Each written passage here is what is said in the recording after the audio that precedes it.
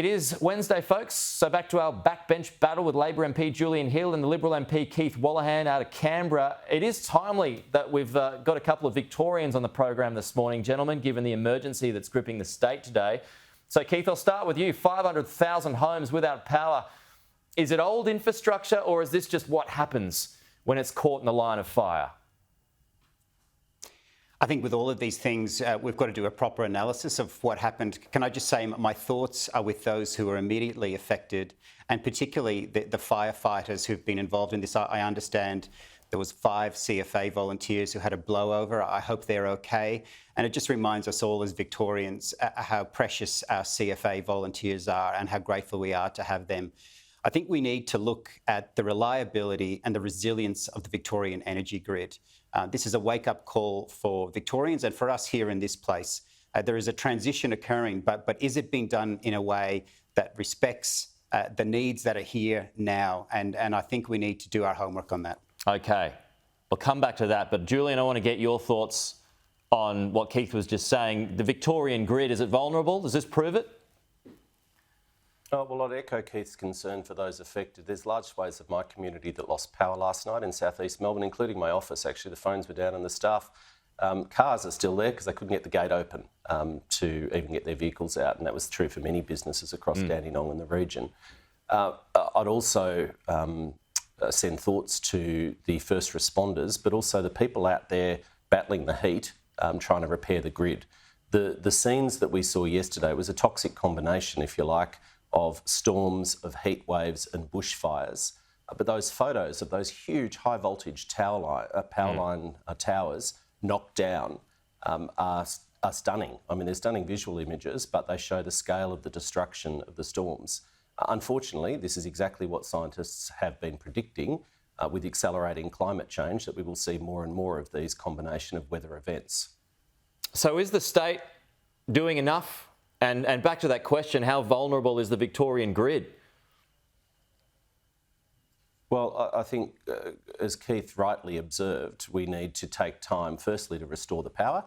And these storms and incidents have happened before, where we've had major transmission lines knocked out in the state's history. So we need to focus on restoring the power and then examine exactly what happened and whether there's any lessons to be learned. But to be very clear, the grid stability issues were caused by extreme weather events. That's the information that's come to hand so far.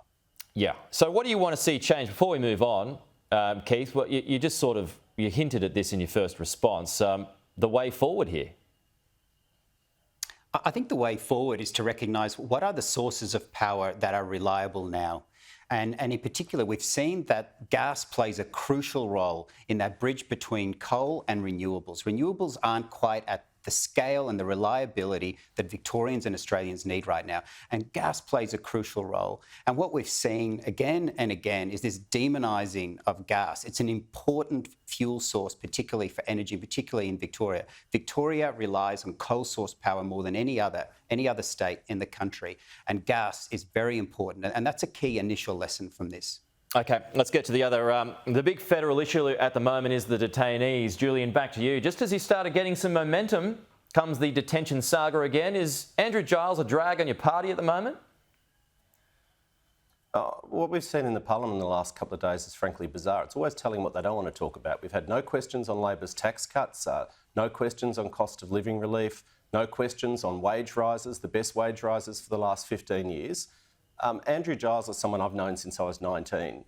He's a person of enormous integrity, and if the opposition are choosing to mistake calmness for weakness, then they're making a serious mistake. But by being vague on questions and being vague on details, he either doesn't know or he's being deceptive. I mean, both of which are bad for a minister, are they not? No, I just think that's nonsense. I mean, if we want to talk about questions from Home Affairs, Andrew stood there and answered every question the last 2 days. And he'll do so again if they want to keep asking the questions and don't want to talk about tax relief, tax cuts and all the other things going on. But to be very clear, if we want to talk about questions on Home Affairs, they don't want to talk about the mess, the shambles that the Home Affairs Department was in, as the Richardson Review revealed. The former minister, a guy called Peter Dutton, overseeing the signing of contracts with criminal syndicates, with people accused of money laundering, of people accused of trying to break US sanctions on Iran. They don't want to talk about that. They don't want to talk about the Nixon review, showing that the former Immigration Minister, a guy called Peter Dutton, presided over an utter shambles, criminal syndicates, human trafficking, misusing our migration system. They don't want to talk about the Parkinson review, showing that migration policy was non-existent and the broken mess that is the Department of Home Affairs.